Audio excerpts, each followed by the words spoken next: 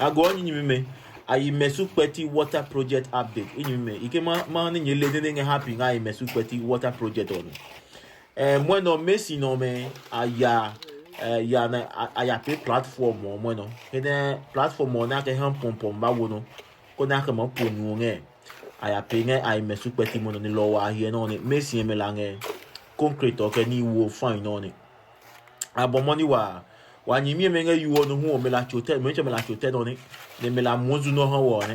La wa nyimi me nge yuo no me hu abomo di wa na ke boa. Abomo di wa ne aboawa we mo no pu Messi me ko mo wo le jo mo no la la ko me na ho ala ko me na ho ne Messi me de me ke you no che me ho ni me fine aye ahonia me fine ahia no fine lo ike ma ha me chumwa ka me hu me no wa no pe ha me mo na ne wa pe na nge boa lo ike ma ha ni chum lo platform wa nge pe no ni ike ma ha no fe no ko ne chusika no fe no ko ne share wa post no me no fe no ko ne epe no ko nge project no here ike ma hale chum right ike ma hale chum wa bomodi ki here ne wa pengem no wa bomodi lo ibwajo Messi me la bidi magbonya no ne ibwajo jano se hu no ke wa nyandalio me zo pewe me wa man no pe yan ani chi wa to me no ne wo man bi me wo ni funga no wali Ayimɛsu Kpɛti se wa no ni no etawatuye